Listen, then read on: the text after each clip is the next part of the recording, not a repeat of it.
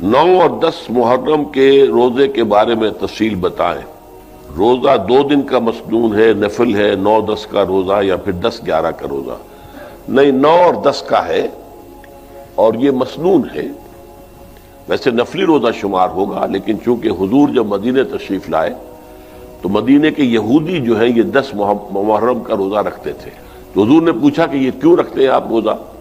تو انہوں نے کہا کہ اس تاریخ کو ہمیں جو آل فرعون سے ان سے نجات ملی تھی اور فرعون غرق ہوا تھا اور ہم آزاد ہوئے تھے، تو حضور نے فرمایا کہ موسیٰ پر تو ہمارا حق تم سے زیادہ ہے، ہم موسیٰ کو مانتے ہیں، پوری طرح مانتے ہیں، لہذا حضور نے اپنے صحابہ کو بھی حکم دیا کہ تم روزہ رکھو، حالانکہ ابھی رمضان کا روزہ بھی فرض نہیں ہوا تھا، تو یہ اس وقت کا ہے، تو اس لیے روزہ 2 دن کا کہ ہم وہ یہود سے اپنے معاملے کو علیحدہ کرنے کے لیے یہ کہ وہ 1 دن کا رکھتے ہیں تو ہم 2 دن کا رکھیں گے۔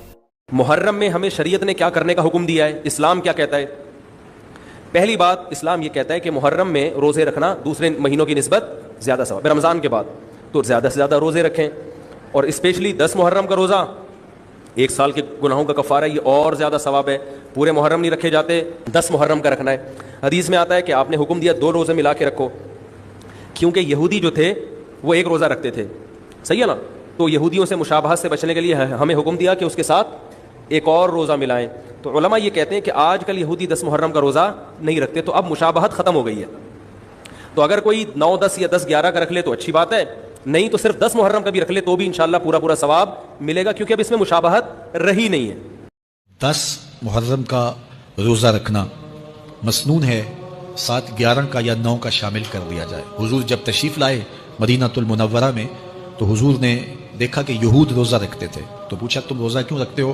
تو انہوں نے کہا کہ حضرت موسیٰ علیہ السلام کو قبطیوں سے اس دن نجات ملی تھی، تو فرمایا حضرت موسیٰ علیہ السلام کا حق ہمارے اوپر زیادہ ہے، تو حضور نے روزہ رکھا، اور پھر فرمایا کہ اگلے سال اللہ نے چاہا تو ہم 7 ایک روزہ اور شامل کریں گے، تاکہ ان سے مشابہت نہ ہو جائے۔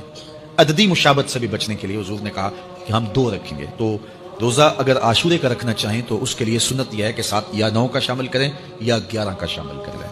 حضرت امام حسین رضی اللہ تعالی عنہ کی شہادت کے ساتھ یوم عاشور کو نسبت حاصل ہے، اور اس کے علاوہ بھی بہت سارے عالی مرتبت جو ہے وہ ہستیوں کے وصال کا دن بھی ہے۔ حضرت ابو ہریرہ رضی اللہ تعالی عنہ سے روایت ہے کہ رسول اللہ صلی اللہ علیہ وآلہ وسلم نے فرمایا، رمضان کے بعد سب سے افضل روزے اللہ کے مہینے محرم کے ہیں، اور فرض نماز کے بعد سب سے افضل نماز رات کی یعنی تہجد کی نماز ہے۔